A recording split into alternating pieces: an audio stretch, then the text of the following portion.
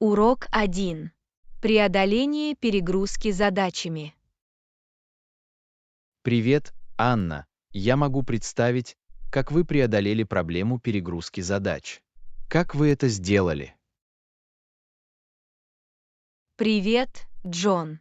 Конечно, это было непросто, но я нашла несколько стратегий, которые помогли мне справиться с рабочей нагрузкой. Это впечатляет.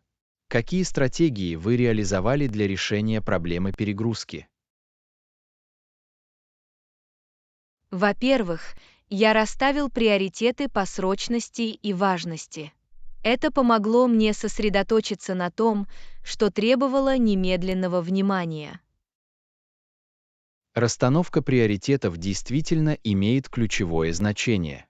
Использовали ли вы какие-либо специальные инструменты или методы, чтобы помочь в этом?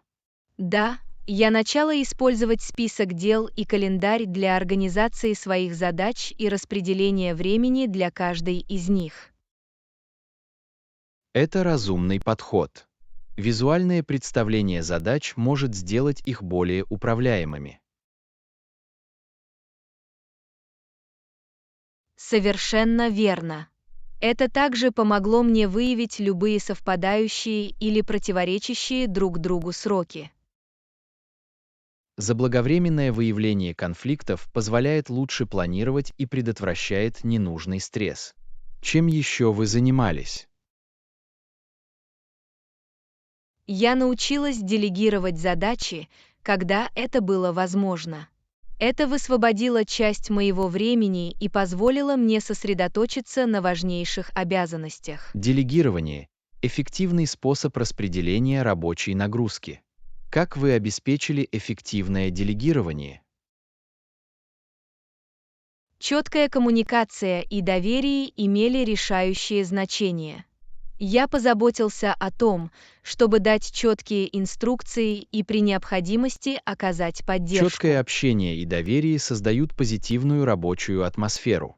Столкнулись ли вы с какими-либо трудностями в процессе делегирования полномочий? Да, я столкнулась с некоторыми трудностями. Нужно было найти правильный баланс и обеспечить всех необходимыми ресурсами. Найти правильный баланс может быть непросто. Как вы справлялись с возникшими неудачами или препятствиями?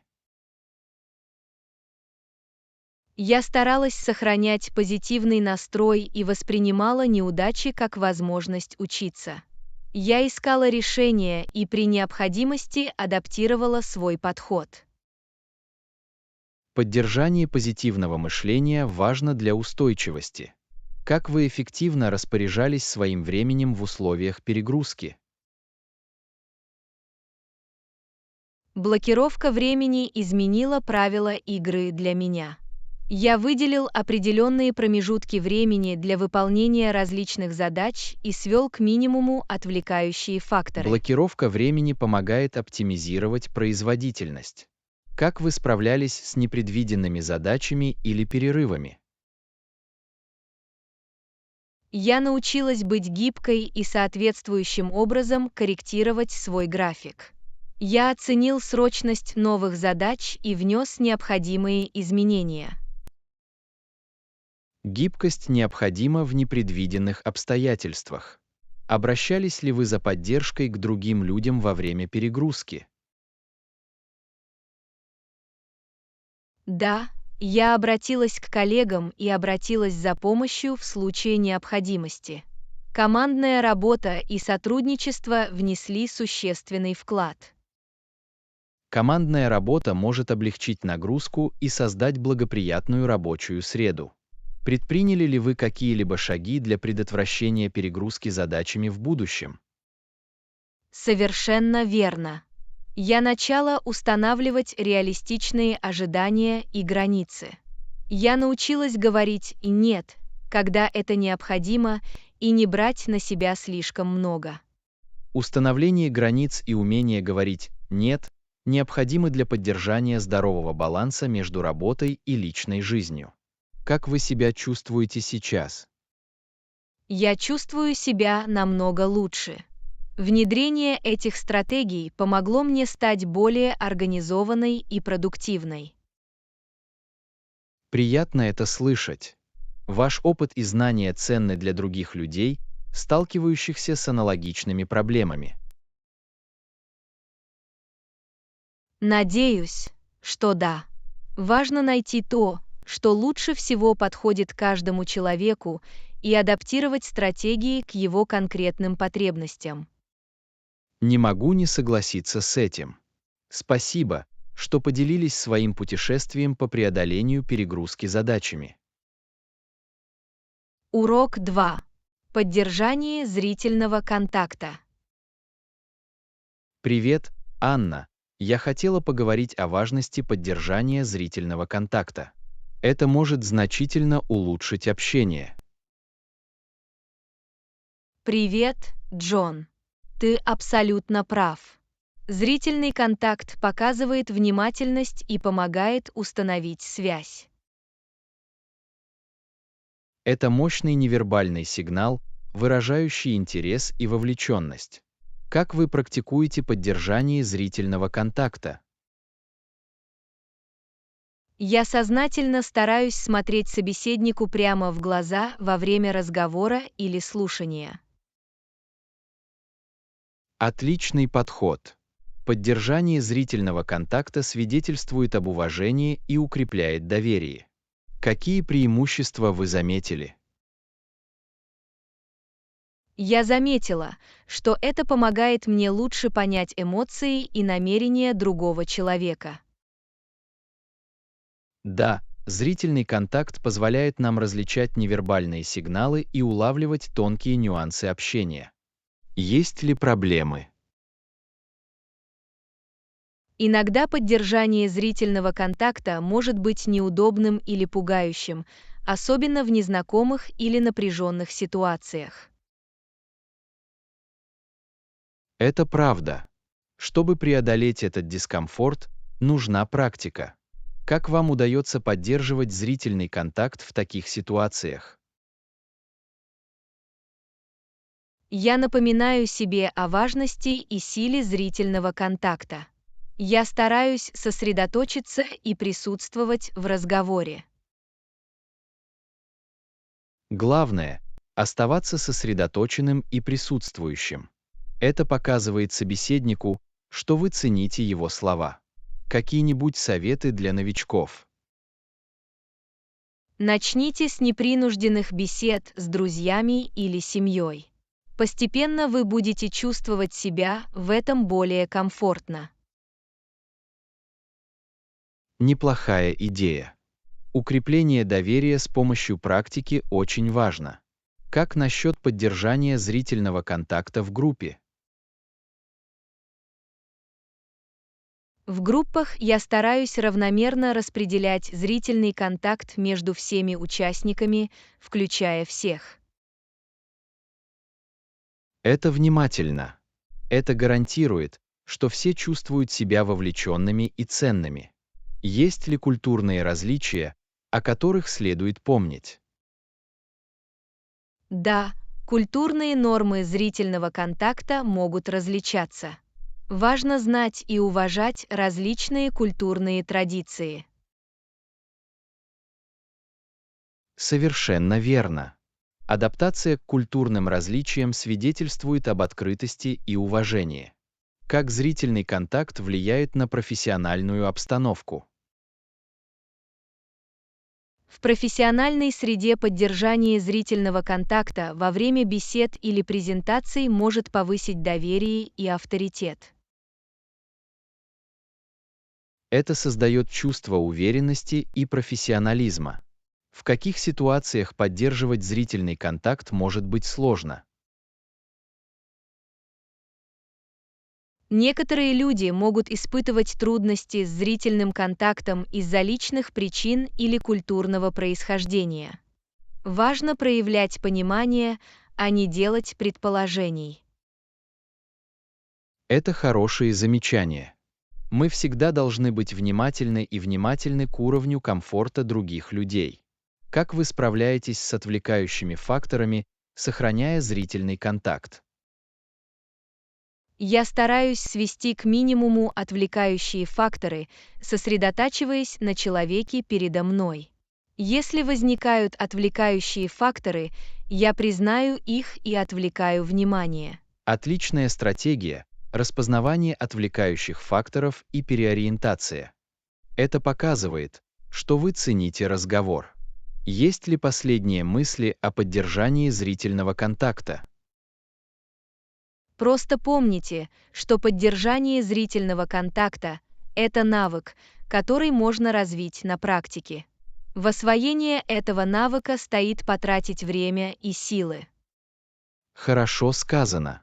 Спасибо, что поделились своим мнением о важности поддержания зрительного контакта при общении. Урок 3. Устойчивый образ жизни. Привет, Анна. Вы когда-нибудь думали о более экологичном образе жизни? Привет, Джон. Да, это то, о чем я в последнее время думаю. Я считаю, что важно уделять приоритетное внимание устойчивому развитию. Совершенно верно. Я думаю, что очень важно учитывать влияние наших действий на окружающую среду. Например, использование возобновляемых источников энергии, таких как солнечная энергия, может значительно сократить выбросы углекислого газа. Отличное замечание. Еще один простой способ повысить экологичность – сократить потребление воды. Принятие душа в более короткие сроки и устранение утечек могут существенно повлиять на ситуацию. Вы правы. Очень важно экономить воду. Также стоит отметить важность рециркуляции. Правильно сортируя отходы, мы можем помочь сократить количество отходов, отправляемых на свалки. Определенно. Переработка отходов – это привычка, которую мы можем легко внедрить в нашу повседневную жизнь. Кроме того, выбор многоразовых предметов, таких как бутылки для воды и сумки для покупок, может значительно сократить количество одноразовых Совершенно пластиковых верно. отходов. Одноразовые пластмассы представляют серьезную угрозу для окружающей среды. Еще одним аспектом устойчивого образа жизни является поддержка местных и экологически чистых продуктов питания. Покупая продукты местного производства, мы можем сократить выбросы углекислого газа и способствовать развитию Я местного полностью бизнеса. согласен. Поддержка местных фермеров и выбор экологически чистых продуктов питания не только приносят пользу нашему здоровью, но и помогают сократить использование вредных пестицидов и способствуют устойчивым методам ведения сельского хозяйства. Это еще одна моя проблема. Мне нужен человек, который уделяет приоритетное внимание устойчивому развитию. Важно поддерживать компании и организации, разделяющие наши ценности и приверженные принципам устойчивого развития. Не могу не согласиться с этим. Очень важно помнить о продуктах, которые мы покупаем, и о компаниях, которым мы поддерживаем. Принимая осознанные решения, мы можем внести свой вклад в более устойчивое будущее. Совершенно верно. Небольшие изменения в нашей повседневной жизни могут оказать большое влияние. Речь идет о том, чтобы осознавать свои действия и брать на себя ответственность за них.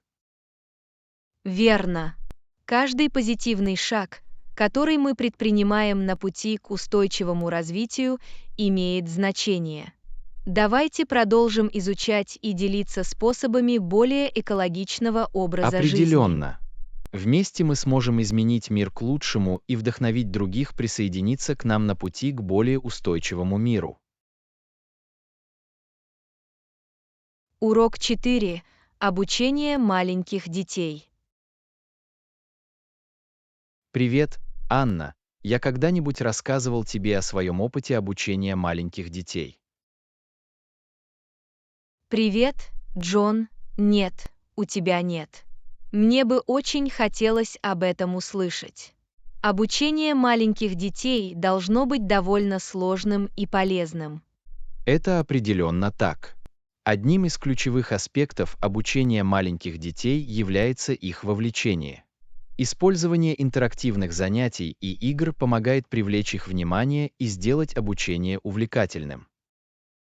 Звучит как отличный подход. Привлечение удовольствия от обучения может пробудить в них любовь к образованию. Какие виды деятельности вы считаете наиболее эффективными? Что ж, я часто включаю музыку и движение в уроки. Пение песен, танцевальные программы и игра на музыкальных инструментах помогают им учиться, весело проводя время. Это замечательно. Музыка и движение могут стимулировать их творческие способности и улучшать моторику. Какие еще стратегии вы используете? Наглядные пособия также необходимы. Использование красочных карточек, картинок и реквизита помогает им понять новые концепции и способствует сохранению памяти. Я вижу, как наглядные пособия могут быть весьма полезны. Они обеспечивают визуальное представление, облегчающее их понимание. Есть ли у вас какие-либо советы по управлению их поведением? Совершенно верно. Установление четких правил и процедур имеет решающее значение. Формирование ожиданий и восхваление позитивного поведения помогают создать структурированную и позитивную учебную среду. В этом есть смысл. Последовательность и позитивное подкрепление могут способствовать хорошему поведению и создать благоприятную атмосферу для обучения. Как вы справляетесь с индивидуальными различиями между детьми? Важно дифференцировать обучение. У каждого ребенка есть свои сильные и слабые стороны. Оказание индивидуальной поддержки и адаптация методов обучения к их стилю обучения помогают им прогрессировать. Я согласен. Адаптация уроков к их потребностям может максимально использовать их учебный потенциал. Как вы развиваете их социальные навыки? Групповые занятия и совместные проекты отлично подходят для развития социальных навыков. Поощрение командной работы, общение и сочувствие помогает им налаживать отношения и эффективно работать с другими. Это просто фантастика. Научиться сотрудничать и взаимодействовать с другими– важнейший жизненный навык. Как вы оцениваете их прогресс? Непрерывная оценка жизненно важна. Благодаря неофициальным наблюдениям, викторинам и практическим занятиям я могу оценить их понимание и внести коррективы в соответствии с их учебными потребностями. Понимаю. Регулярные оценки помогают отслеживать их прогресс и выявлять области, нуждающиеся в дополнительной поддержке. Похоже, у вас есть комплексный подход к обучению маленьких детей. Спасибо. Все дело в создании позитивной и увлекательной учебной среды при одновременном удовлетворении их уникальных потребностей. Учить маленьких детей может быть непросто, но видеть, как они растут и проявляют энтузиазм, становится невероятно полезным. Урок 5.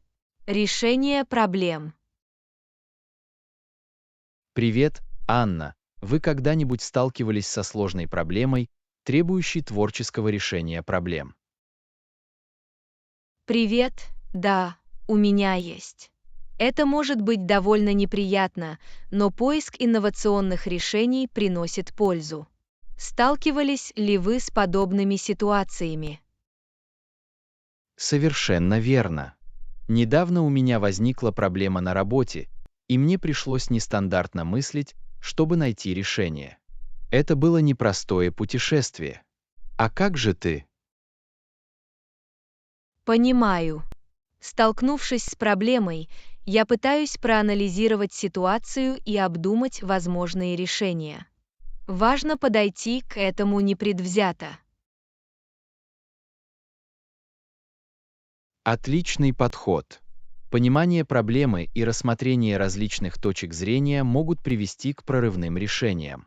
Как вы оцениваете потенциальные решения? Что ж, я взвешиваю все «за» и «против» каждого варианта. Я рассматриваю осуществимость, потенциальные риски и влияние, которое это окажет на общую ситуацию. Это разумный способ подойти к этому вопросу. Оценка потенциальных результатов помогает принять обоснованное решение. Что делать, если вы не уверены в выборе наилучшего решения? В таких случаях я обращаюсь за советом к коллегам или экспертам в этой области. Изучение разных точек зрения может дать мне ценную информацию и помочь мне сделать более осознанный выбор. Отличная идея. Сотрудничество с другими людьми и использование их опыта могут способствовать более эффективному решению проблем. Как вы справляетесь с неудачами на этом пути? Неудачи неизбежны. Столкнувшись с трудностями, я стараюсь сохранять позитивный настрой и сохранять стойкость. Я извлекаю уроки из неудач и использую их как возможности для роста. Это замечательное отношение.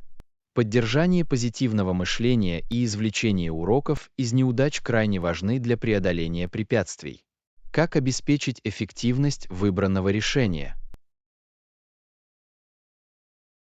Для обеспечения эффективности я составляю план и ставлю измеримые цели. Регулярный мониторинг прогресса и внесение корректировок помогают достичь желаемого результата. Это практический подход. Четкий план и отслеживание прогресса гарантируют, что выбранное решение будет выбрано в правильном направлении. Как вы относитесь к процессу решения проблем? Джон, рефлексия важна для постоянного совершенствования. После внедрения решения я оцениваю результаты и определяю области, нуждающиеся в улучшении. Это помогает мне усовершенствовать свои навыки решения проблем. Это мудрая практика. Размышляя над процессом, мы можем перенимать свой опыт и лучше решать проблемы. Было очень интересно узнать ваш подход к решению проблем.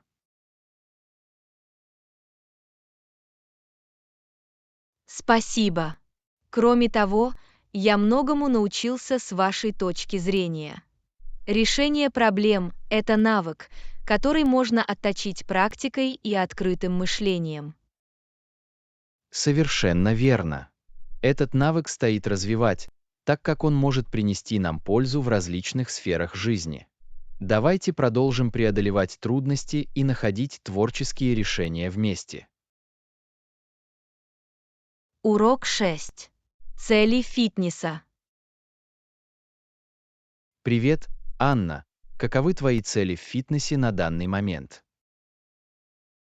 Привет, я сосредотачиваюсь на силе и гибкости.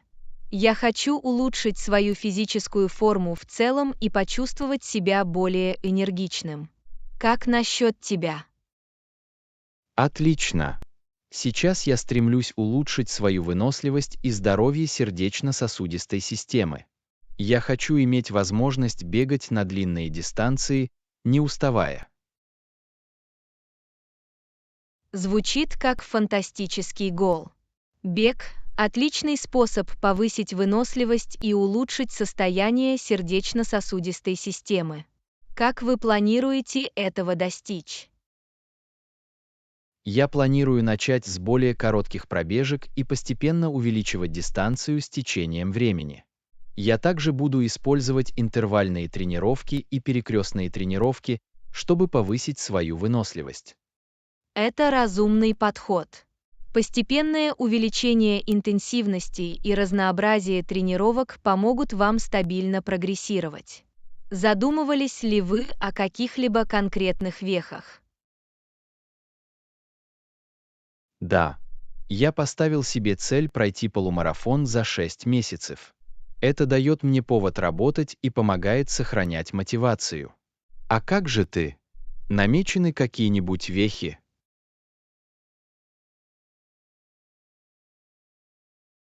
Я не ставил перед собой конкретной цели турнира, но хочу провести полный сплит и удержать доску в течение 2 минут. Это сложные, но достижимые цели по повышению моей гибкости и силы тела. Это отличные цели. Гибкость и сила тела жизненно важны для общей физической формы. Уверен, что, постоянно тренируясь, вы сможете достичь этих целей. Как сохранить мотивацию к достижению своих целей? Мне полезно отслеживать свой прогресс. Ведение дневника тренировок и празднование небольших достижений на этом пути мотивируют меня. Мне также нравится тренироваться с другом или посещать групповые занятия фитнесом для дополнительной мотивации и ответственности. Это фантастическая стратегия. Отслеживание прогресса и наличие системы поддержки могут существенно повлиять на мотивацию. Какие еще аспекты фитнеса вас интересуют?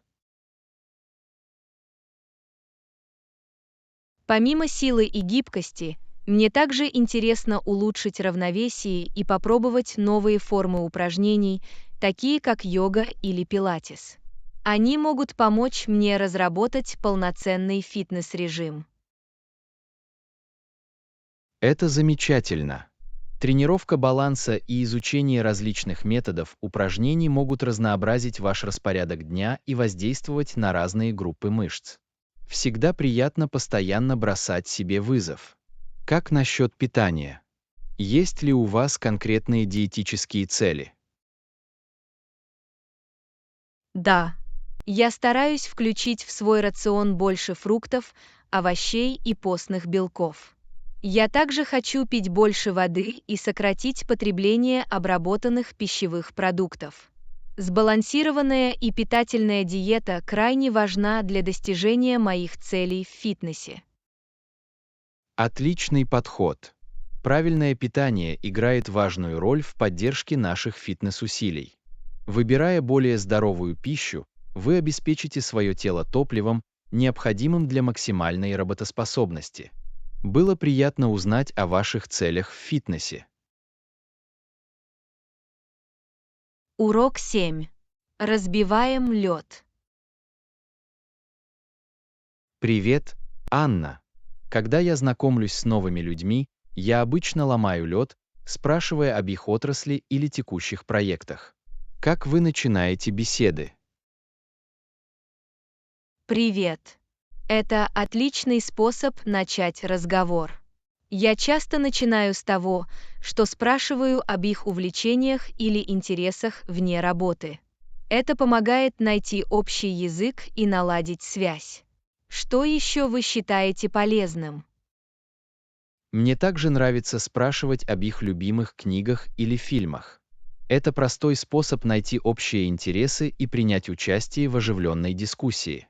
Как вы поддерживаете разговор? Чтобы разговор продолжался, я активно слушаю и задаю дополнительные вопросы. Это свидетельствует об искреннем интересе и побуждает собеседника больше делиться информацией. Есть ли у вас какие-либо советы по поддержанию хорошего потока? Совершенно верно. Я считаю полезным поделиться личными анекдотами или опытом по этой теме. Это добавляет глубины разговору и побуждает собеседника к открытости. А как же ты?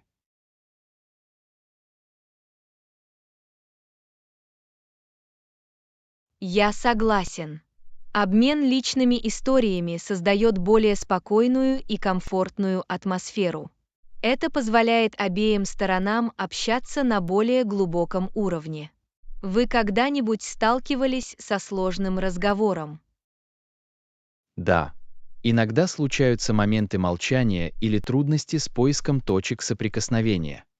В таких ситуациях я стараюсь задавать открытые вопросы, чтобы побудить собеседника рассказать больше. Как вы справляетесь с такими моментами? Я подхожу к этим моментам, пытаясь представить новую тему или спросить об их будущих устремлениях. Это помогает изменить ход разговора и изучить различные области интересов. Что вы делаете, если хотите достойно закончить разговор?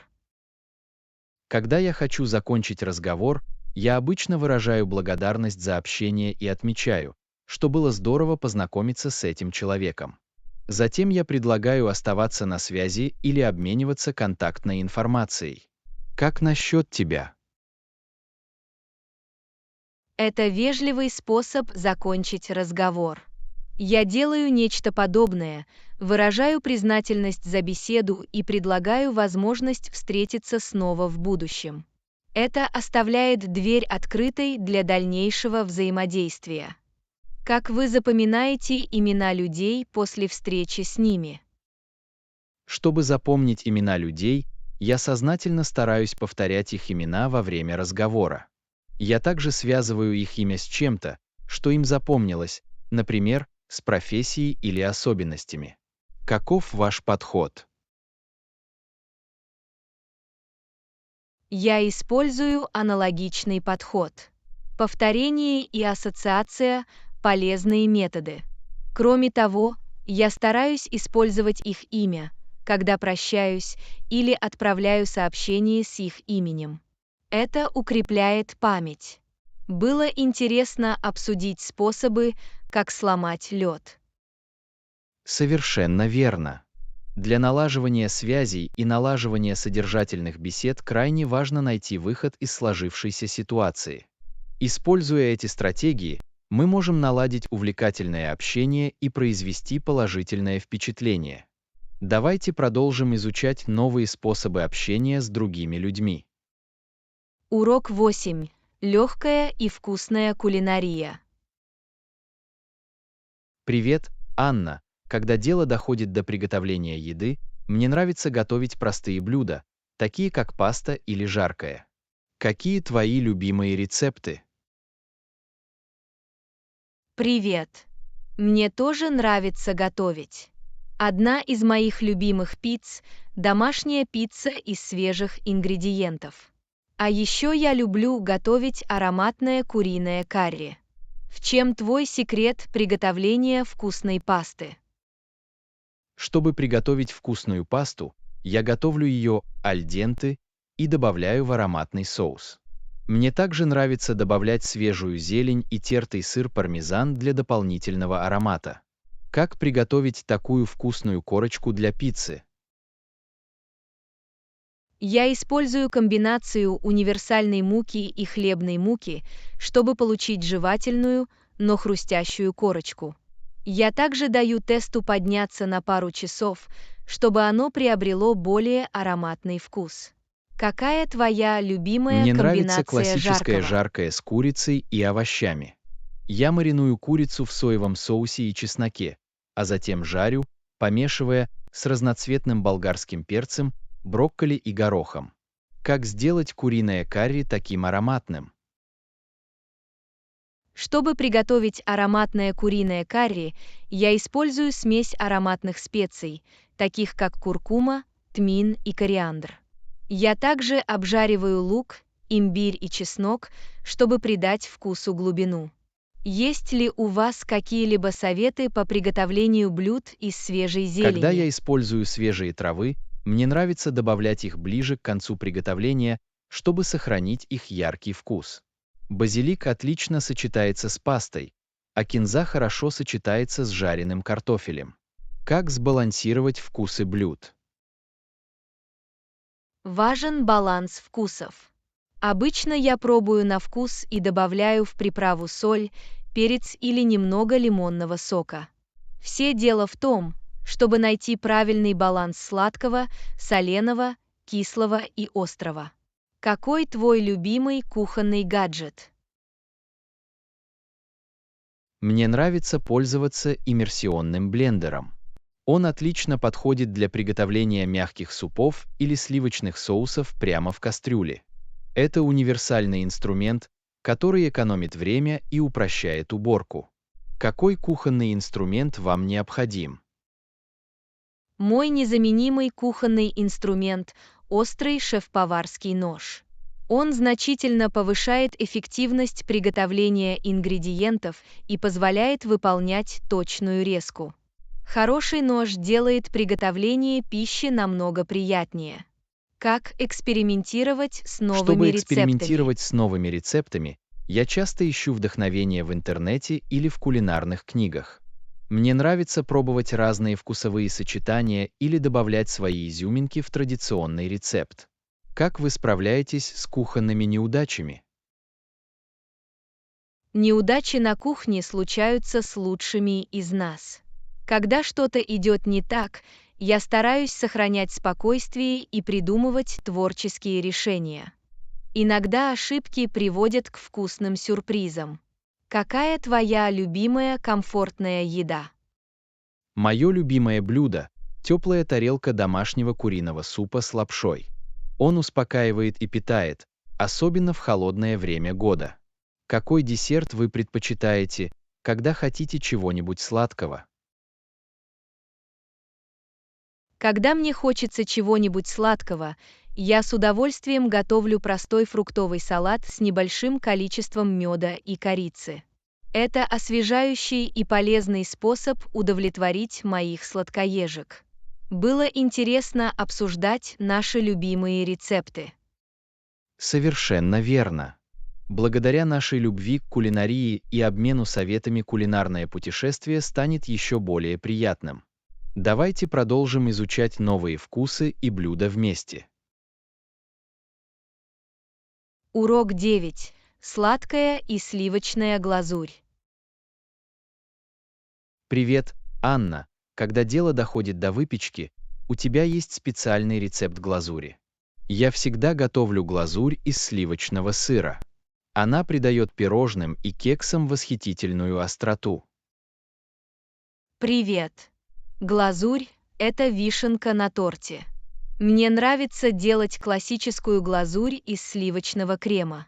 Она насыщенная, кремовая и универсальная.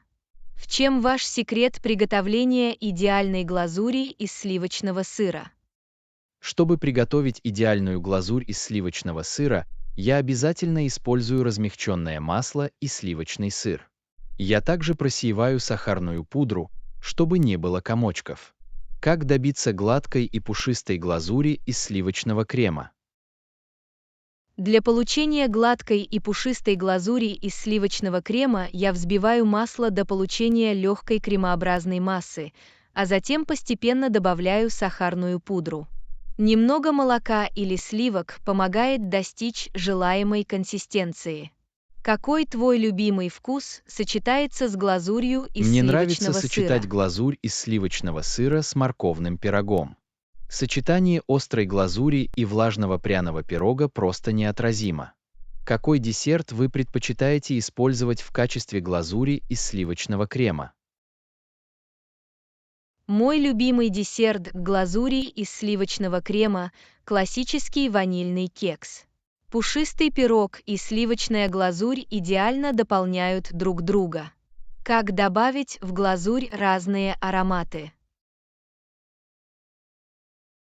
Чтобы придать глазури разные ароматы, я добавляю такие экстракты, как ваниль, миндаль или цедра цитрусовых. Я также экспериментирую с добавлением какао-порошка или растопленного шоколада для придания ему шоколадного оттенка. Какой твой любимый способ украсить торт глазурью? Мне нравится использовать кондитерский мешок и разные советы для создания декоративных узоров с помощью глазури. Вихри, розетки и бордюры могут придать торту элегантный вид. Как сделать так, чтобы глазурь оставалась на месте? Чтобы глазурь оставалась на месте, после глазури я ненадолго храню торт или кексы в холодильник. Это помогает глазури застывать и сохранять форму. Как сделать глазурь более красочной? Я использую пищевые красители, чтобы сделать глазурь более яркой. Лучше всего подходят гелевые или пастообразные красители, так как они не влияют на консистенцию глазури. Это позволяет создавать яркие и привлекательные дизайны. Какой твой любимый повод приготовить матовый десерт? Я люблю готовить матовые десерты на дни рождения. Это особенное событие, требующее вкусного и красиво украшенного торта. В чем ваш секрет получения глазури, которая выглядит гладко и профессионально? Мой секрет получения гладкой и профессиональной глазури заключается в использовании офсетного шпателя. Это помогает равномерно распределить глазурь и создать полированную поверхность. Как хранить остатки матовых десертов? Чтобы хранить остатки матовых десертов, я храню их в герметичном контейнере в холодильнике. Это помогает сохранить свежесть торта и консистенцию глазури. Какой твоей любимой глазурью можно наслаждаться прямо с ложки? Когда дело доходит до того, чтобы насладиться глазурью прямо с ложки, я не могу устоять перед сочным шоколадным ганашем. Он мягкий, бархатистый и очень вкусный. Было приятно обсудить наши предпочтения в отношении глазури. Совершенно верно. Глазурь придает нашим хлебобулочным изделиям дополнительную сладость и аромат. Давайте продолжим изучать различные рецепты глазури и сохраним восхитительный вкус наших десертов. Урок 10. Неотразимый шоколадный мусс. Привет, Анна. У меня к тебе вопрос. У вас есть надежный рецепт шоколадного мусса? Я хочу приготовить идеальный продукт, который понравится всем. Привет! Шоколадный мусс – это изысканное лакомство. У меня есть рецепт, который никогда не подведет. Хотите, чтобы я поделился им с вами? Абсолютно. Пожалуйста, поделитесь своим надежным рецептом шоколадного мусса. Мне не терпится попробовать его. Хорошо, вот что вам понадобится. Начните с растопления темного шоколада и дайте ему немного остыть. В отдельной миске взбейте жирные сливки до образования мягких пиков. Затем добавьте взбитые сливки в растопленный шоколад до однородной массы. Наконец, поставьте мусс в холодильник на несколько часов, чтобы он застыл. Все Звучит так просто. достаточно просто. Я попробую. Кстати, есть ли у вас какие-либо советы, как расплавить шоколад, не схватывая его? Да. При таянии шоколада важно делать это осторожно. Используйте микроволновую печь или пароварку и часто помешивайте шоколад, чтобы он не перегрелся. Попадание воды на шоколад может привести к его схватыванию и образованию комков. Спасибо за совет. Я постараюсь быть осторожным при растоплении шоколада. Как добиться идеальной текстуры шоколадного мусса? Для достижения идеальной текстуры шоколадного мусса необходимо аккуратно добавить взбитые сливки в растопленный шоколад. Это помогает впитать воздух и создать легкий и воздушный мусс. В этом есть смысл. Я обязательно аккуратно добавлю взбитые сливки, чтобы сохранить текстуру мусса. Есть ли у вас предложение по подаче шоколадного мусса? Совершенно верно. Шоколадный мусс можно подавать в отдельных бокалах или формочках. Вы также можете украсить его взбитыми сливками, шоколадной стружкой или свежими ягодами, чтобы придать ему дополнительную элегантность. Это отличные предложения по сервировке. Я обязательно добавлю сверху немного взбитых сливок и шоколадной стружки для красивой презентации. Как долго нужно хранить мусс в холодильнике перед подачей на стол? Лучше всего хранить мусс в холодильнике не менее 2 часов. Это даст ему достаточно времени для застывания и позволит вкусам слиться воедино. Однако вы также можете хранить его в холодильнике на ночь, чтобы придать ему более упругую Я заранее текстуру. спланирую и поставлю мусс в холодильник на ночь. Таким образом, он будет идеально приготовлен и готов к употреблению на следующий день. Мне не терпится попробовать его на вкус. Уверена, получится очень вкусно. Шоколадный мусс всегда нравится публике. Просто не забудьте насладиться каждой ложкой этого насыщенного и бархатистого лакомства. Я обязательно так и сделаю. Спасибо, что поделились своим надежным рецептом шоколадного мусса и всеми полезными советами. Я с радостью приготовлю его и поделюсь им со своими друзьями и семьей. Урок 11. Приключенческие мечты о сафари. Привет, Анна. Вы когда-нибудь думали о сафари в Африке? Звучит как невероятное приключение. Привет. Да, я всегда мечтал поехать на сафари. Возможность увидеть диких животных в их естественной среде обитания поистине потрясающая. Какую африканскую страну вы бы выбрали для сафари? Это непростой выбор. Но я слышал, что Танзания и Кения – популярные места для сафари с разнообразной дикой природой. А как же ты? Какую конкретную страну вы хотели бы посетить? Меня всегда восхищала Южная Африка.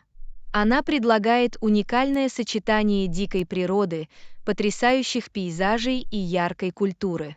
Национальный парк Крюгера обязательно нужно посетить из-за его богатой дикой природы. Каких животных вы бы хотели увидеть на сафари? Мне бы очень хотелось увидеть слонов, львов и жирафов. Они такие великолепные существа. А увидеть леопарда или гепарда в действии было бы захватывающим опытом. Вы уже рассматривали разные варианты сафари. Совершенно верно. Существуют различные виды сафари, включая экскурсии с гидом, варианты самостоятельного вождения и даже пешие сафари. Каждый из них предлагает свой уровень приключений и позволяет уникальным образом соединиться с природой. Какие впечатления от сафари вам нравятся? Думаю, сафари с гидом было бы идеальным для меня. Наличие опытного гида, который может перемещаться по дикой природе и рассказывать о дикой природе, улучшит общее впечатление. Есть ли у вас опасения отправиться на сафари? Безопасность всегда является главным приоритетом. Прежде чем отправиться в сафари, важно изучить авторитетных туроператоров и следовать их рекомендациям. Очень важно заботиться об окружающей среде и бережно относиться к пространству, в котором обитают животные. А как же ты? Какие опасения или Я меры полностью предосторожности согласен. вы бы Помимо приняли? обеспечения мер безопасности, я также возьму с собой соответствующую одежду, средства от насекомых и солнцезащитный крем. Во время сафари важно быть готовым к погодным условиям и погодным условиям. О каком моменте вы бы мечтали на сафари? Моей мечтой было увидеть львицу со своими детенышами в дикой природе. Наверное, это трогательное зрелище и напоминание о красоте и гармонии природы. А как же ты?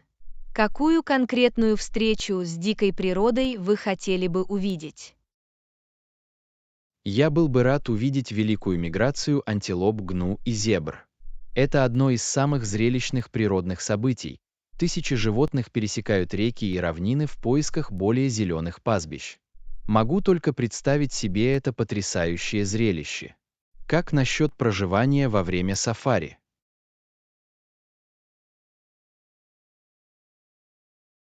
Возможны различные варианты размещения. От роскошных домиков со всеми удобствами до палаточных лагерей, предлагающих более захватывающие впечатления. Это зависит от ваших предпочтений и бюджета. Предпочитаете ли вы тип жилья? Думаю, пребывание в палаточном лагере добавит сафари аутентичности. Заснуть под звуки природы и полюбоваться захватывающим африканским пейзажем было бы незабываемо. Мне не терпится когда-нибудь отправиться на сафари. Похоже, мечта сбылась. Изучение бескрайних саванн, наблюдение за дикой природой и погружение в африканскую дикую природу. Это приключение оставит воспоминания на всю жизнь. Надеюсь, однажды нам обоим это удастся пережить. Совершенно верно. Давайте воплотим в жизнь наши мечты о сафари и постараемся воплотить их в жизнь. Чудеса Африки ждут нас, и я в восторге от этих возможностей. Урок 12. Эффективное расписание поездов. Привет, Анна. Вы когда-нибудь замечали, как часто поезда ходят в часы пик?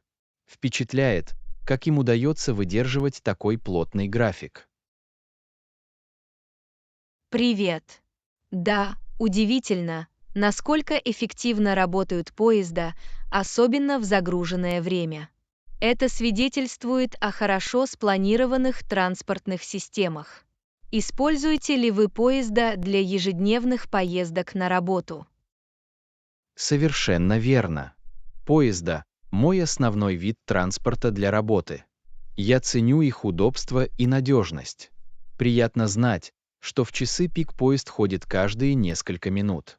Вы когда-нибудь сталкивались с переполненным поездом?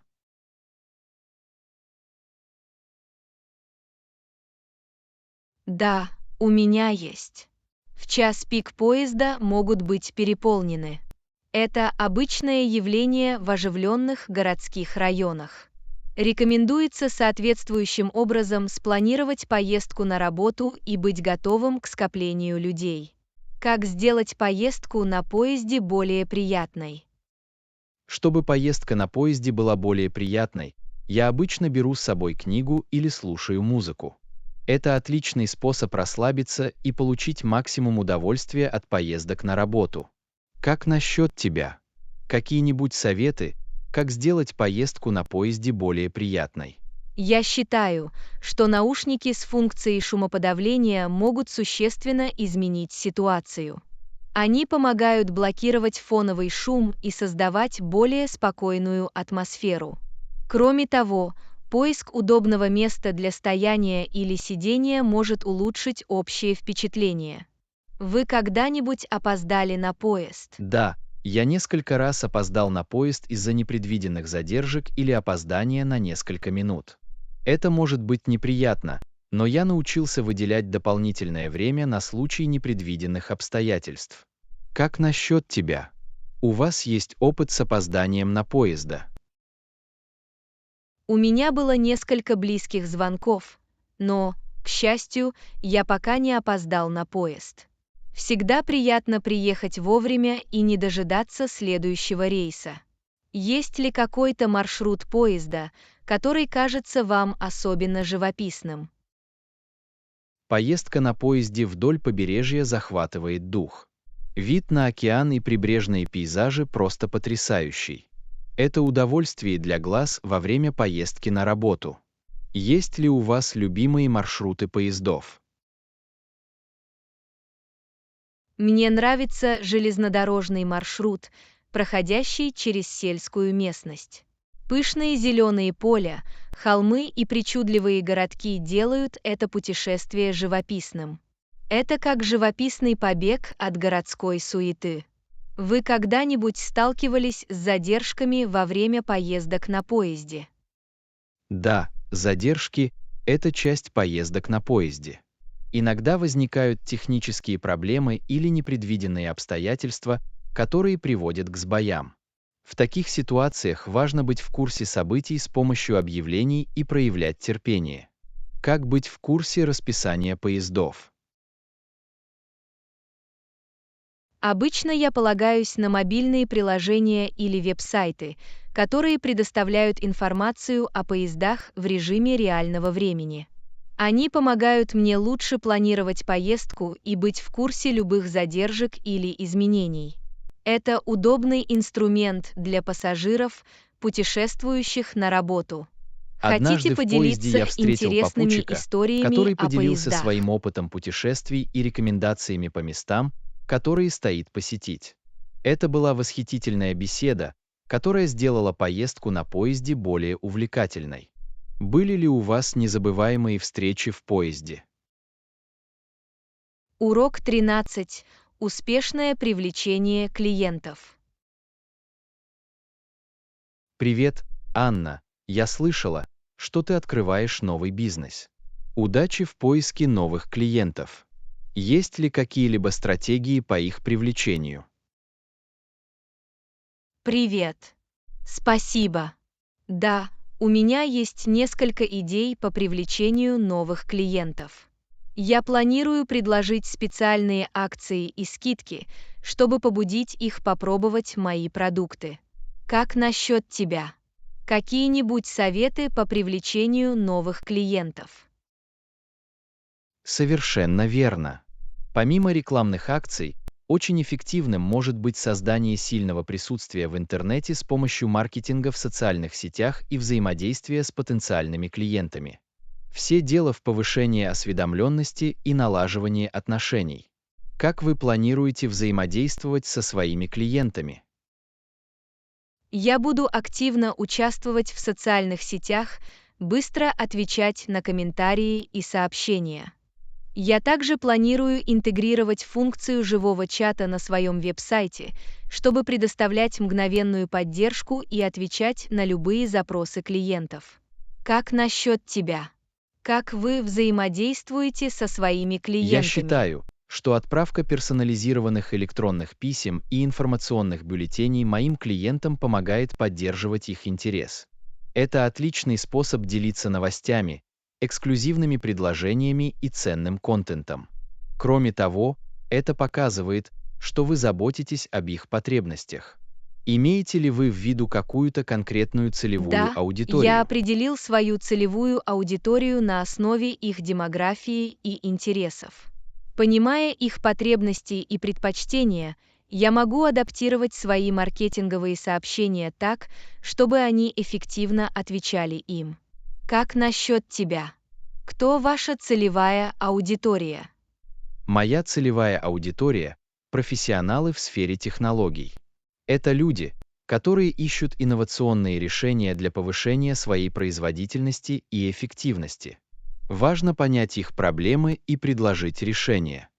Как вы планируете оценить успех привлечения клиентов?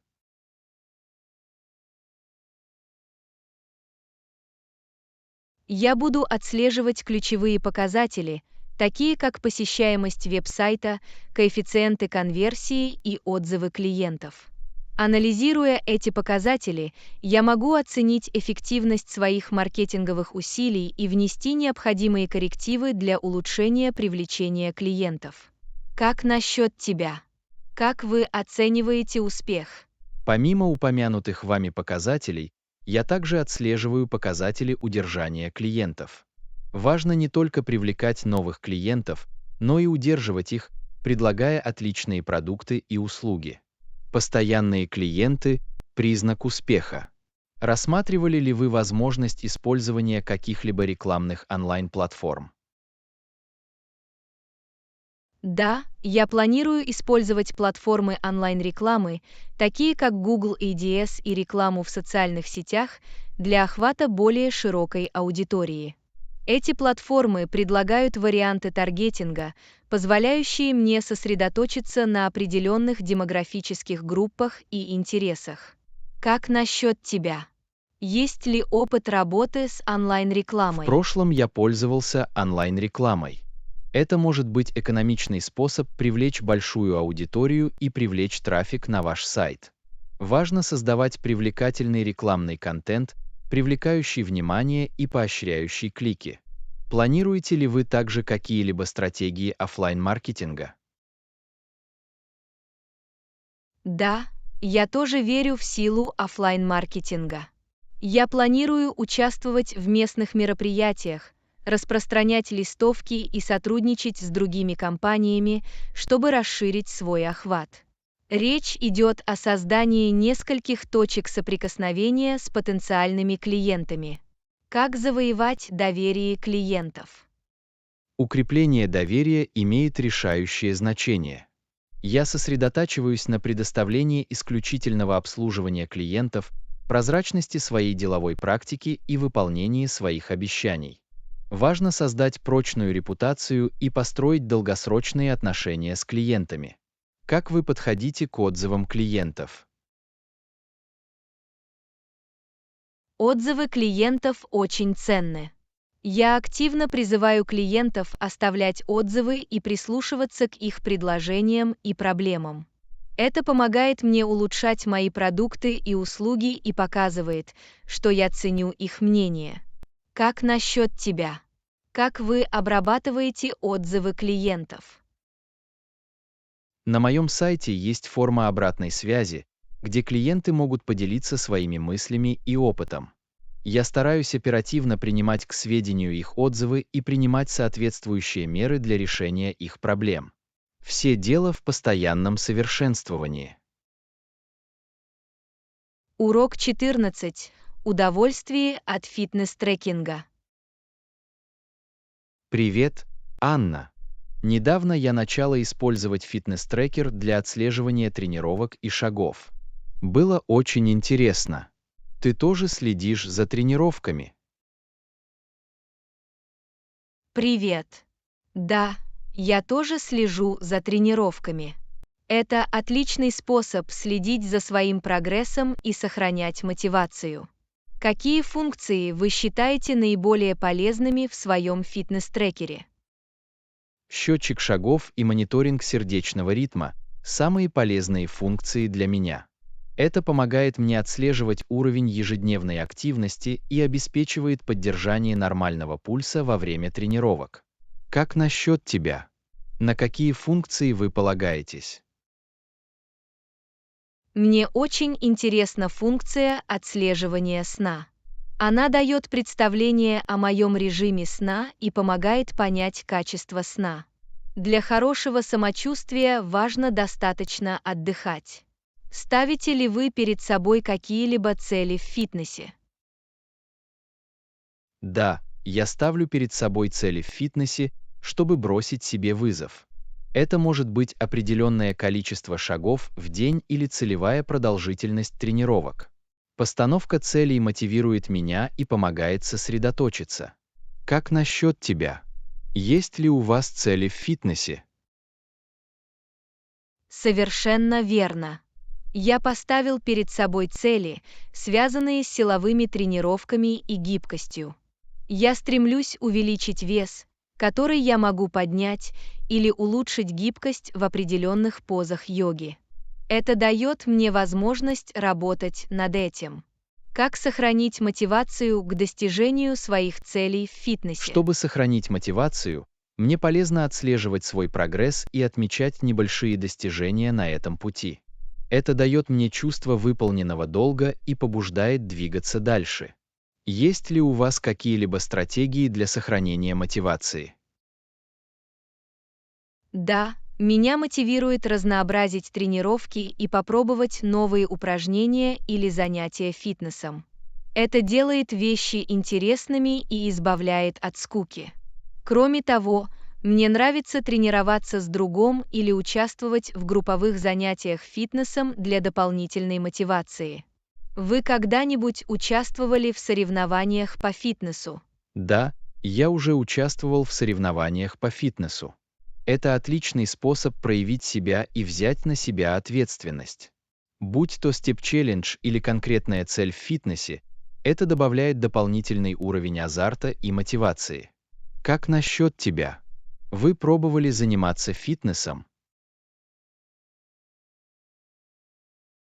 Вместе со своими коллегами я участвовал в пошаговом соревновании.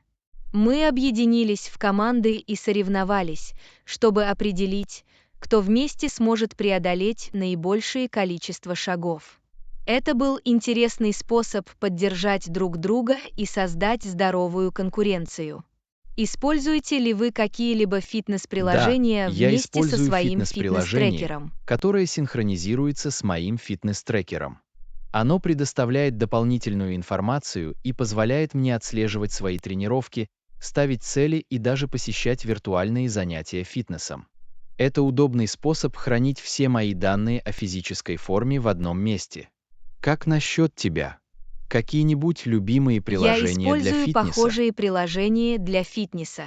Здесь есть широкий спектр программ тренировок и занятий с гидом, которые я считаю полезными. Это как если бы у меня в кармане был персональный тренер. Считаете ли вы, что использование фитнес-трекера положительно повлияло на ваше Совершенно общее верно. состояние Использование здоровья? фитнес-трекера помогло мне лучше понять свой ежедневный уровень активности и побудило меня быть более активным в течение дня. Это отличный инструмент для поддержания здорового образа жизни. Заметили ли вы какую-либо пользу для здоровья от использования фитнес-трекера? Урок 15. Рекомендации по снаряжению для кемпинга.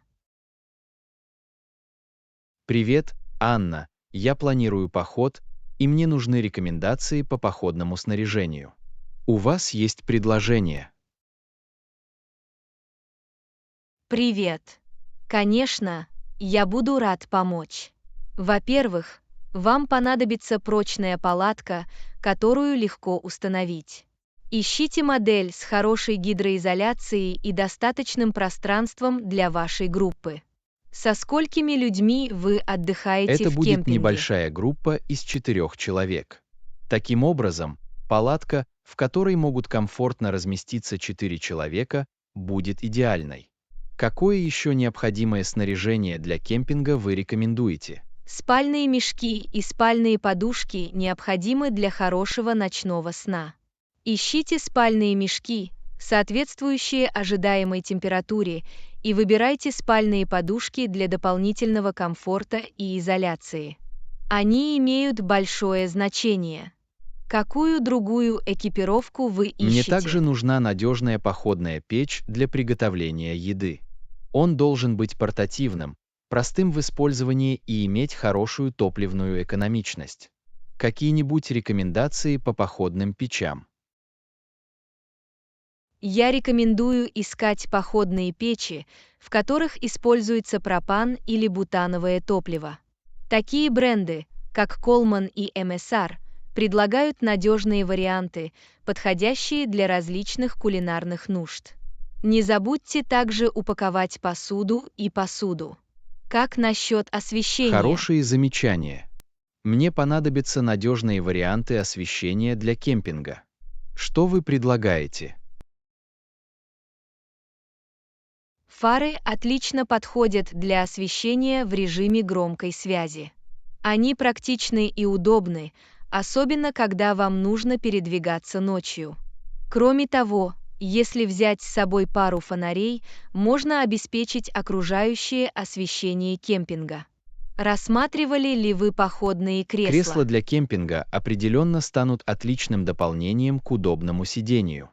Всегда приятно иметь место для отдыха у костра.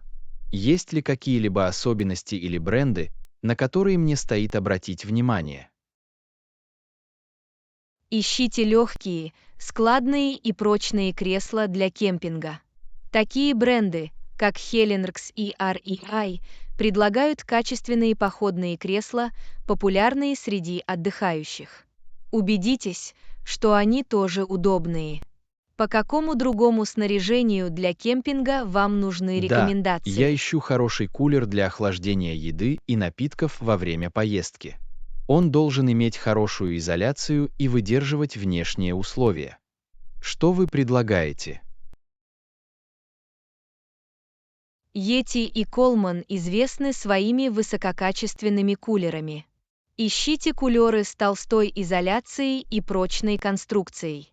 Рассматривайте размер, который вам понадобится, исходя из продолжительности поездки и количества еды и напитков, которые вы будете хранить.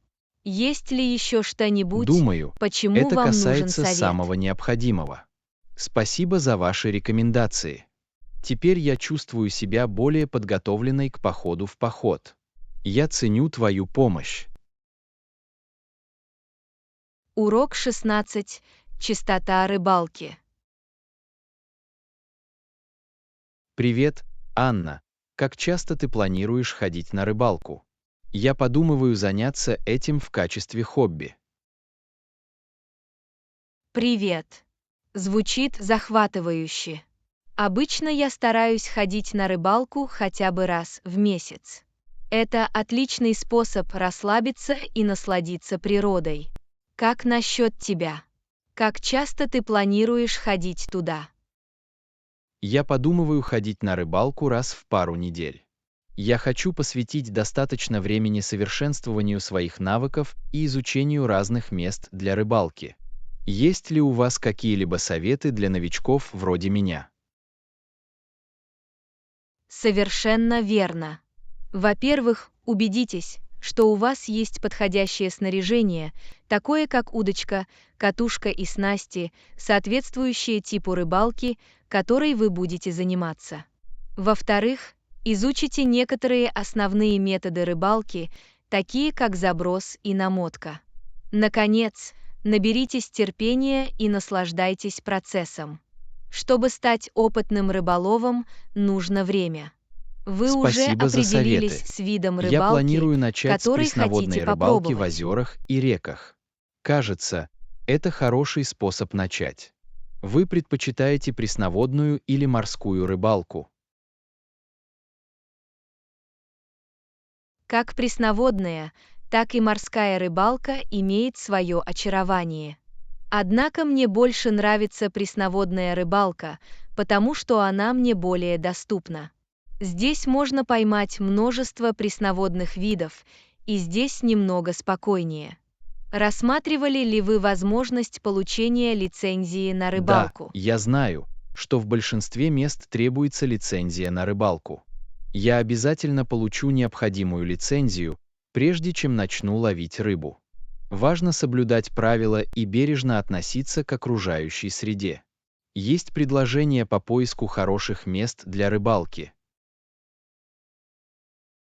Для начала лучше всего исследовать местные места для рыбалки. Онлайн-форумы, рыболовные сайты и местные рыболовные клубы могут предоставить ценную информацию о популярных местах рыбалки в вашем районе. Вы также можете обратиться за рекомендациями к опытным рыболовам.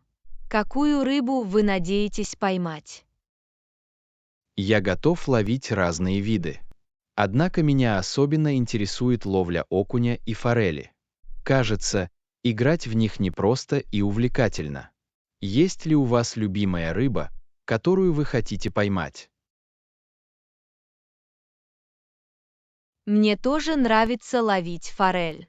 Их яркие цвета и ожесточенные бои доставляют незабываемые впечатления.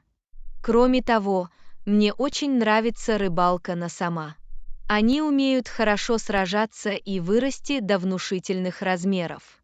Рассматривали ли вы возможность вступления в рыболовный клуб или группу? Я давно подумываю о вступлении в рыболовный клуб или группу. Это был бы отличный способ пообщаться с другими рыболовами, перенять их опыт и, возможно, даже принять участие в соревнованиях по рыбалке. Есть ли у вас рекомендации по поиску рыболовных клубов? В местных магазинах снастей или магазинах рыболовных принадлежностей часто есть информация о рыболовных клубах в этом районе. Они могут предоставить вам подробную информацию о членстве, мероприятиях и даже познакомить вас с другими рыболовами. С ними стоит ознакомиться. Как вы обычно Готовясь к готовитесь к рыбалке, рыбалке? я обязательно беру с собой предметы первой необходимости, такие как солнцезащитный крем, средства от насекомых, закуски и много воды. Я также проверяю прогноз погоды и одеваюсь соответствующим образом. Во время рыбалки важно чувствовать себя комфортно и безопасно. Есть ли у вас какие-либо ритуалы или суеверия, связанные с Урок рыбалкой? 17. Встреча с дикой природой. Привет, Анна. Вчера я отправился в поход, И это было невероятно. Я видела так много животных. Звучит забавно. Вы видели там животных? Привет! Это потрясающе! Наблюдение за дикой природой во время похода – это всегда особенный опыт. Да, во время моего последнего похода я заметил оленя и семью белок. Это было просто восхитительно. С какими еще животными вы встречались? Это было действительно захватывающе. Я увидела лису, пару кроликов и даже белоголового орлана, парящего над головой. Разнообразие дикой природы впечатлило. Встречались ли вы во время походов с редкими или экзотическими животными? Я пока не встречал редких или экзотических животных. Однако я слышал истории о том, как в некоторых местах люди видели черных медведей, горных львов и даже лосей. Было бы невероятно увидеть таких величественных существ в дикой природе. Удалось ли вам сфотографировать животных? Да, мне посчастливилось сделать несколько фотографий. Всегда сложно подойти достаточно близко, не беспокоя животных, но мне удалось сделать несколько снимков с безопасного расстояния. Важно бережно относиться к среде обитания этих животных. Вы когда-нибудь близко встречались с дикой природой? У меня было несколько близких встреч. Однажды во время похода в горы ко мне подошел любопытный бурундук в надежде перекусить. Это было очень забавно.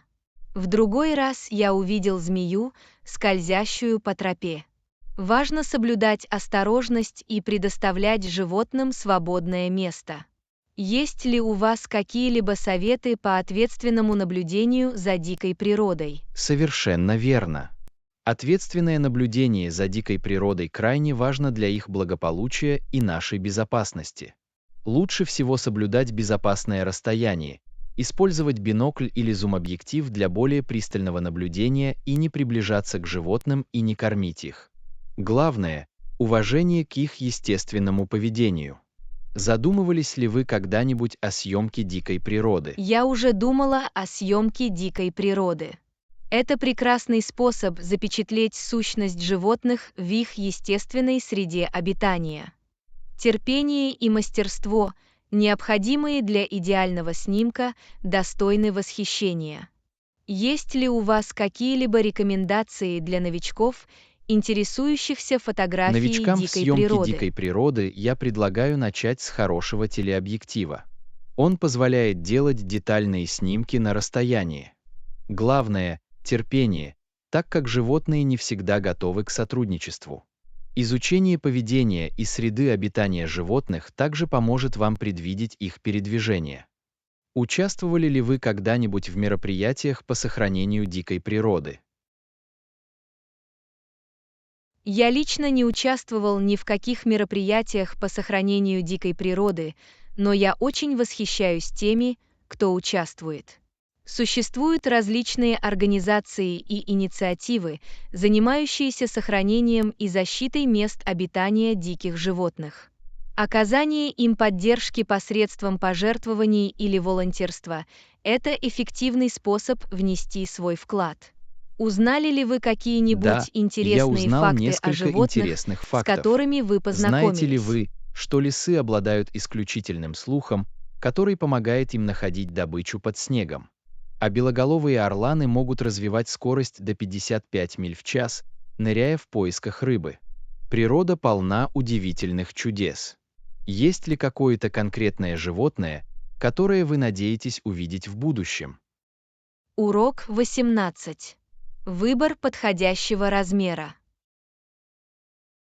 Привет, Анна. Мне нужен новый рюкзак для походов, но я думаю, мне нужен рюкзак большего размера. Есть ли у вас какие-либо рекомендации? Привет. Конечно, позвольте мне проверить, есть ли у нас в наличии больший размер. Важно иметь рюкзак, который соответствует вашим потребностям и в котором можно было бы удобно разместить все необходимое. Какую вместимость вы ищете? Думаю, Мне нужен рюкзак вместимостью от 40 до 50 литров. Я хочу иметь при себе достаточно снаряжения и припасов для длительных походов. Есть ли у вас какие-либо советы о том, как выбрать правильный размер? Совершенно верно.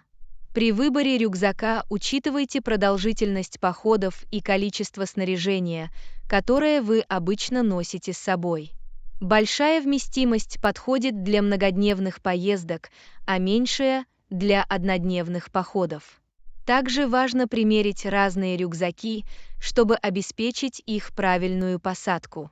Вы нашли рюкзак большего размера. Да, я нашла рюкзак объемом 50 литров. Кажется, это подходящий размер для моих нужд. Я примерю его, чтобы убедиться, что он удобен и равномерно распределяет вес. У вас когда-нибудь возникали проблемы с размерами рюкзаков? У меня был опыт использования слишком маленьких или слишком больших рюкзаков. Слишком маленький рюкзак может доставлять неудобства и ограничивать возможность носить с собой необходимые вещи. С другой стороны, слишком большой рюкзак может показаться громоздким и нарушить равновесие. Важно найти подходящий вариант. Какие еще особенности мне следует учитывать, помимо размера? Помимо размера, учитывайте особенности рюкзака, такие как количество и расположение карманов, компрессионных ремней и вентиляционных систем. Эти функции могут повысить функциональность рюкзака и сделать походы более удобными. Вы нашли рюкзак, соответствующий вашим критериям.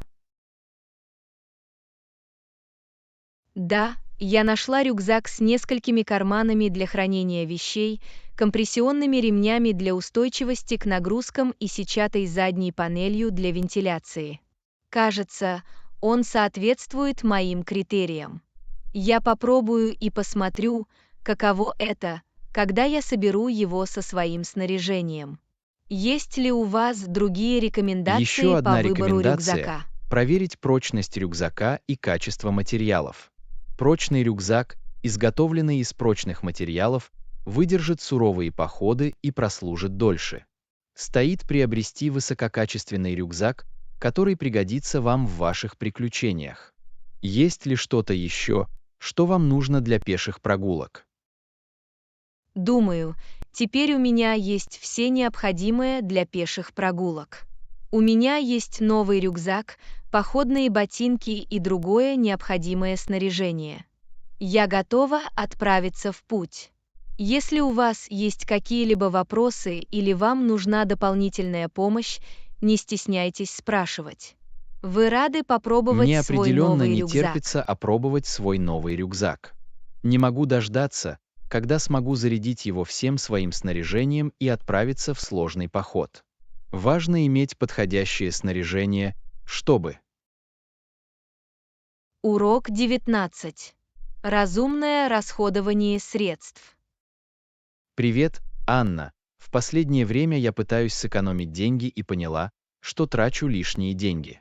Есть ли у вас какие-либо советы о том, как сократить расходы? Привет. Это отличная инициатива. Сокращение ненужных расходов – разумный способ сэкономить деньги. Один из советов – отслеживайте свои расходы и определяйте области, в которых вы можете внести коррективы. Заметили ли вы какие-либо конкретные расходы, которые можно сократить? Я поняла, что много трачу на еду вне дома. Мне нравится посещать новые рестораны, но это сказывается на моем бюджете. Думаю, мне нужно начать больше готовить дома. Есть ли у вас предложения по доступным и вкусным блюдам домашнего приготовления? Приготовление пищи дома – прекрасный способ сэкономить. Можно попробовать приготовить простые блюда из свежих ингредиентов. В интернете доступно множество недорогих рецептов, которые одновременно питательны и вкусны. Это также отличная возможность развить свои кулинарные навыки. Рассматривали ли вы другие области, где можно сократить расходы? Еще одна область, которую я выделил, это импульсивный шопинг. Иногда я покупаю вещи по собственной прихоти, но на самом деле они мне не нужны. Думаю, мне следует внимательнее относиться к покупкам и покупать только то, что мне действительно нужно. Вы когда-нибудь сталкивались с импульсивными Я могу покупками? общаться. Импульсивные покупки могут быть заманчивыми, особенно если делать покупки в интернете так удобно. Одна из стратегий преодоления этой проблемы — составить список покупок и придерживаться его.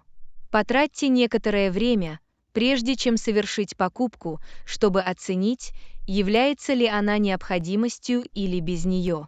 Испробовали ли вы какие-либо Да, методы я борьбы начал с внедрять импульсивными технику под покупками? названием «Правило 24 часов». Всякий раз, когда мне хочется что-то импульсивно купить, я жду 24 часа. Если по прошествии этого времени я все еще захочу приобрести товар, я пересмотрю свое решение о покупке. Это помогает мне отличить импульсивные желания от подлинных потребностей.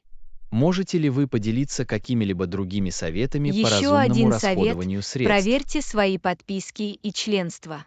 Иногда мы забываем о периодических расходах, которые нам больше не нужны или которые нам больше не нужны. Просмотрите свои подписки и отмените ненужные. Это простой способ сэкономить дополнительные деньги. Вы недавно пересматривали свои подписки. Отличное предложение. Я давно не пересматривал свои подписки, но обязательно попробую. Со временем легко накапливать подписки и забывать о них. Уверен, что есть такие, от которых я смогу отказаться и сэкономить деньги. Спасибо за напоминание. Есть ли у вас другие идеи по экономии денег? Еще одна идея заключается в том, чтобы изучить бесплатные или недорогие варианты развлечений. Вместо того, чтобы тратить деньги на дорогостоящие экскурсии, ищите местные мероприятия, парки или общественные мероприятия, предлагающие бесплатные или доступные развлечения. Это отличный способ весело провести время без больших затрат. Нашли ли вы какие-нибудь Я не приятные изучил много бесплатные бесплатных развлечения в занятий, своем но районе? обязательно начну их искать. Это прекрасный способ насладиться досугом, не тратя слишком много денег. Я ценю все советы по экономии денег, которыми вы поделились. Мне не терпится их реализовать и увидеть, как это положительно скажется на моих финансах.